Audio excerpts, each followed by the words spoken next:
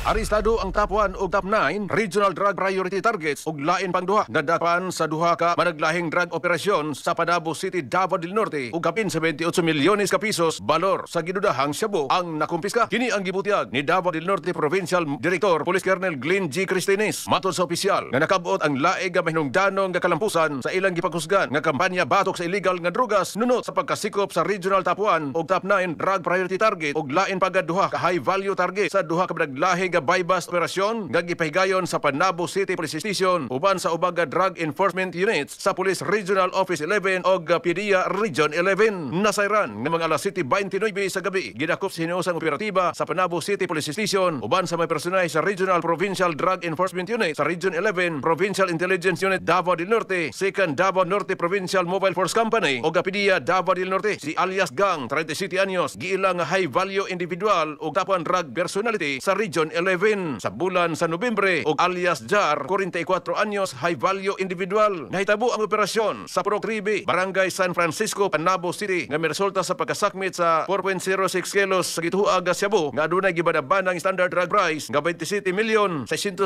pesos. Sa laing operasyon, mga alauna 28 sa kadlawon niadtong Disyembre 6 tuig 2027, nagpahigayon usab og lain pang bypass operation ang susamang mga operating units sa Purocogon 1, Barangay GP Laurel, Panabo City, Davao del Norte nga miresulta usab sa pagkasikop sa usa ka alias Nolex high value individual 43 anyos top 9 regional priority targets sa buwan sa Nobyembre. Og residente kini sa Purok Manga, Kaganguhan, Panabo City og alias Proy high value individual 52 anyos kusinero og residente sa Purok 8 Barangay Kaganguhan, Panabo City. Nasakmit gikan usab sa mga suspek ang mga butang sa illegal nga drugas nga gibadabanang mutimbang ngadto sa 80.3 gramos nga adunay standard drug price nga 546,040 pesos. Uban usab ang uban pa mga ebidensya nga nakaroon sa kustudiya sa Panabo City Police Station alang kini sa tukmang investigasyon. Tungod niini, gidayeg ni Police Colonel Cristines ang Panabo City Police Station ubos pagpangulo ni Police Lieutenant Colonel Dexter Cuevas sa ilang tukma nga pagpatuman ug dili matarog nga dedikasyon. At tropa, batasana ang pag-inom sa kape nga makapadasig sa atong pagtrabaho. Sanson Gold Coffee Mix with glutathione and collagen. Makapangapi ka na, makapanambal ka pa. Alang sa Negosyo Pilipino para sa Pilipinas, katropang Bong Omaki Algabri, XFM News.